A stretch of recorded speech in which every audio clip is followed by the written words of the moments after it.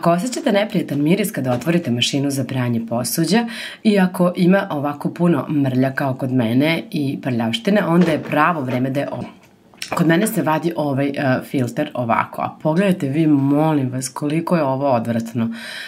Juče ili prekjuče sam prala jednu činiju sa testom, tako da verovatno su se ostaci ovde zalepili. Pošto ovo ne mogu da izvadim, barem kod mene na mašini je tako, ja ću morati ostatke hrane da pokupim ručno. Ne znam zašto, ostala mi je voda, možda program prethodnog puta nije završio. A otvorit ću i ovo da pogledam da li je i ovaj poklopac prljav. Da, malo je, pa ću i njega očistiti. A čistim sve tako što ću u jednu činiju da prvo ovako malo isperem vodom, zatim dodam deterdžent za pranje posuđa i sirće. Koristim alkoholno sirće, čisto da dezinfikujem. Koristit ću četku, jer će mnogo lakše da ovo očistim. U principu ovo se skida, ja nisam znala, pa je muž rekao što me nisi zvala da ti pokažem. Ok, da, bolje da jesam, ali nisam. Uspela sam ovo da skinem. I sada ću i iznutrašnjost ovog filtera da očistim uz pomoć ovog sunđera. Potrebno je sve dobro da izribate. Opraću i ovaj deo. Pa prosuti svu vodu. A zatim naliti novu i sve još jednom isprati. I pretrljati ovako čisto ako je negde ostalo nešto prljavštine da to otklonim.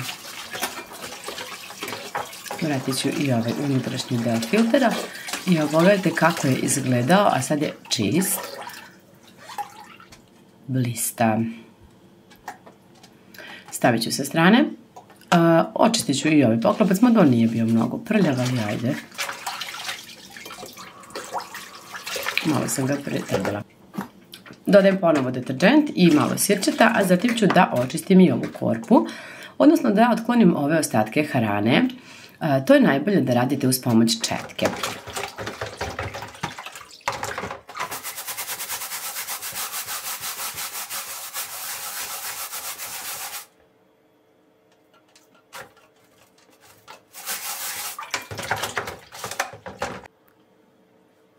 Sada je potrebno da sipate ponovo toplu vodu, malo deterdženta za pranje posuđa i sirćeta. A treba će vam sunđer ili četka. Mislim, meni će trebati jedno i drugo. I možda na kraju je to ovako jedna krpica. Pogledajte ovo sa strane. Znači ovde se baš nakupilo prljavštine i sada ću to ovom vodom i sunđerom da istrljam i da otklonim. Pogledajte šta se sve tu skupilo samo jednim potezom ruke na sunđeru. Trljaću, a ukoliko vam je lakše, možete i četkom to da učinite. Ovako, ova četka ne grebe, inače kupila sam je u Pepku, a mislim da ima svuda da se kupi nešto na taj fazon, veoma su praktične.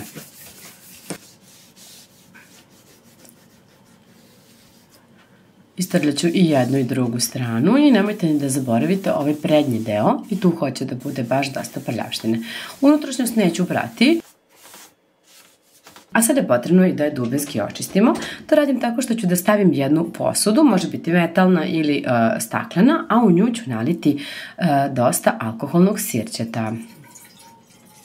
Ovako nalivam skoro pa do kraja.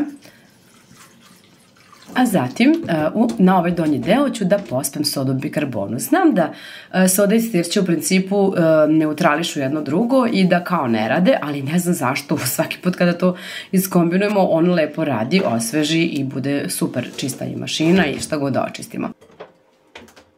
Obrisat ću i display, a zatim uključiti na ovu jaču temperaturu, odnosno kod mene je to 70 stepeni. Uključit ću pun program. Zatvoriti, a zatim i obrisati spoljašnjost mašine. Pošto je ovo ugradna mašina, brišem je ovim sredstvom za pranje prozora i mikrofiber krpom.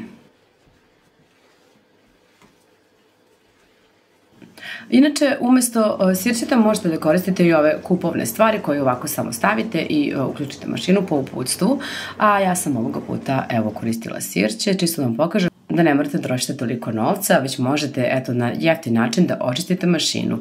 Sada možete koristiti, ona miriše sveže, a ovo bi bilo dobro barem jednom mesečno uraditi.